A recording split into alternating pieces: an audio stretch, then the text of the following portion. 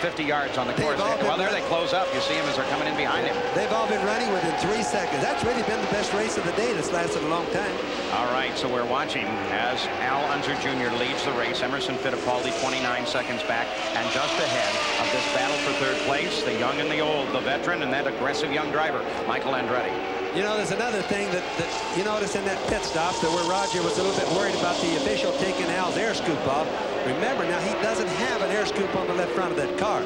Good point. Now, as long as he stays out in lead, running clean air, he can kind of take care of his brakes. But if he were to have to get traffic for some reason, he could heat up that left front brake. All right, that scoop's job is to force air down onto the brake rotors and discs and help it cool down so it stops more efficiently.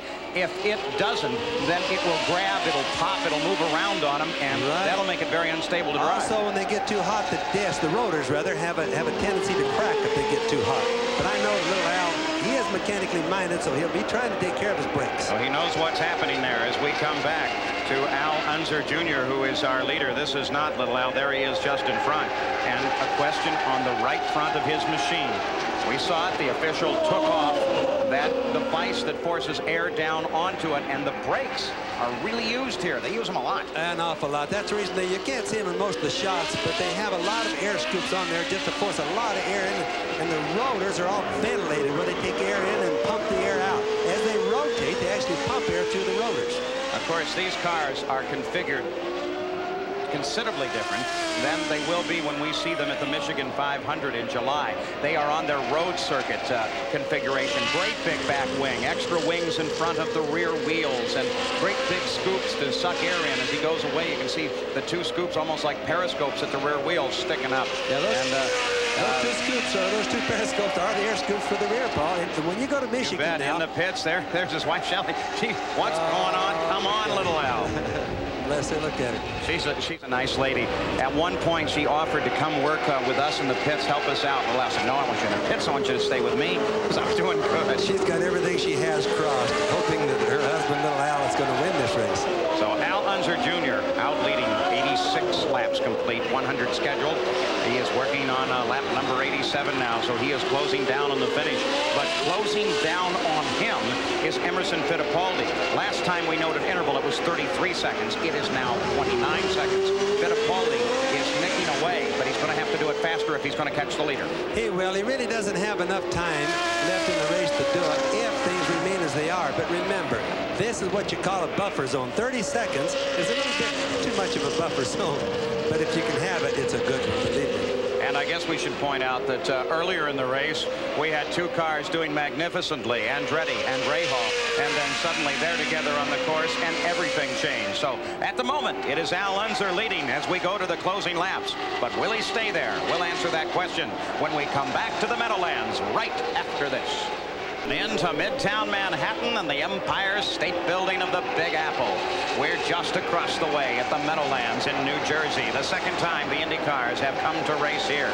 It's been a magnificent race. Here is our leader, Al Unser Jr., the number 30 Domino's Hot One, running out in front. Question mark on his right front wheel. Tom Sneva in the pits. He was running in 6th place. Quick stop in. Looks like just a refuel, but a bit of a problem. He's got something under the car. Yes, I think it's another air scoop or a wing dragon. I didn't have time to see it, Paul. Something dragging on the left front. Now, remember, they said he had contact earlier. We reported it with another car, indicated that he bumped into Kogan and that there might have been some damage, and maybe that is the damage that results. Here is our leader, second place car, 31 seconds back, Emerson Fittipaldi. Just behind him, there, look at this. Kevin Kogan slides off the course. Kogan was running in 7th. That is in turn 4, the off-cambered turn. And Big Al came cruising right on through, but he did that right in the midst of the second, third, and fourth place car. I bet that makes those Wolf System people feel sad about that little deal. So Kevin's been doing a good job today in the Wolf car. Kevin Kogan was up to 7th, but he'll drop back just a bit. Let's look at it again. Bobby Unser, Big Al on the inside. There's Kevin. Al locked his brakes first. Both of them were kind of going to get to the same place at the same time, and Kevin ended up in the worst end of the deal, but I think it was kind of a tie, really. Kevin was pushing going into the corner and was just cutting across the turn. I think Big Al saw it. Here's something laying out on the circuit. Let's see where it is. That's really out to the left of the line in the 4th turn, so it should not be a factor, except if Kevin Kogan runs through there again. That was his line on the last corner. Somebody's parts, too, you know. Yeah, probably Kevin's. Probably Kogan's. The corner workers waiting for a clear shot to run out there and get him back. And we're looking at Kevin Kogan, who now comes into the pits after that quick runoff, and he says there's something there. We'll get some fuel. We'll take a look at it. Look at the hose over his left shoulder there. That helps ventilate him, helps cool him down just a little bit. Well, they need that. This is a hot day today, Paul. Kevin Kogan, the Wolf System car, back into the action. 7th place when he went into the pits. Of course, he might lose some positions now, but they're spread out enough. He might be able to stay right in his position of 7th. The leader is Al Unser Jr. with just 9 laps to go. 100 laps, 168 miles, the scheduled distance here.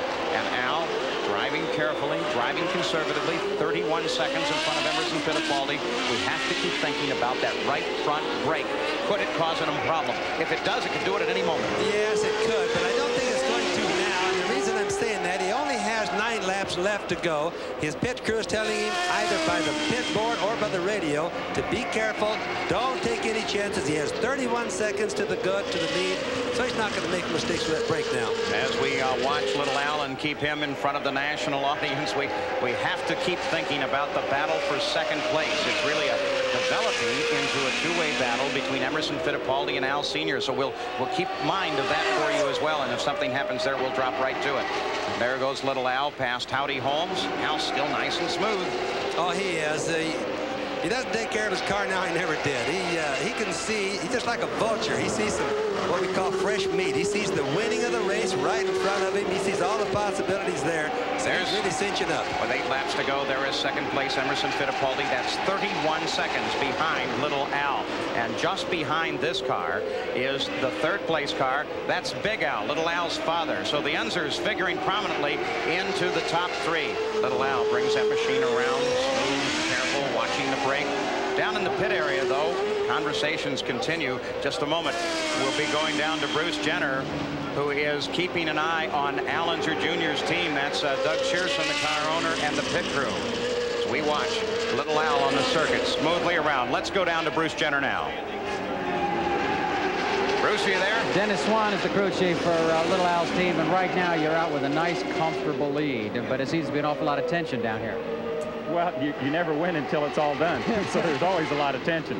How about the car? Has he reported about any handling problems or anything wrong with the car? No, the car's run very well this weekend. It's no problems at all. All right, you guys so far have had a perfect race. Not too many laps to go. Good luck to you. Thank you very much. All right, ball page.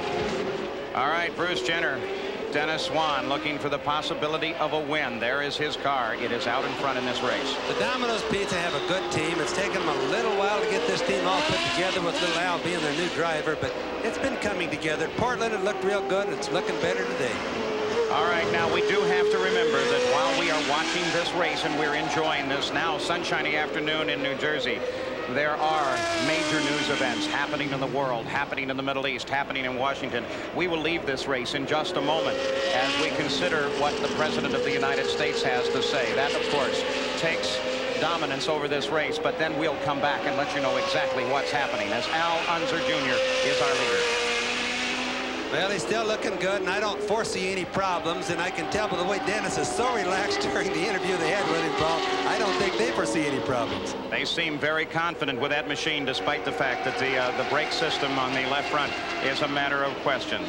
So now, as Al Unser leads, Emerson Fittipaldi is 2nd, Big Al is 3rd. We will be back with this race, but these other events, of course, are a great deal more important than our pleasurable sports afternoon. So now, let us go to NBC News. Roger Mudd with this report from New York. 31 seconds is the pad that little Al has over the 2nd place car of Emerson Fittipaldi. That's a big lead. That's a very big lead. And I'm just about convinced right now he's not going to have any problems with that left front brake where he lost his scoop. Look at Shelley. She's so happy. She's about to cry. Come on, Al. Come on, Al, she's saying. His 2nd victory. He won.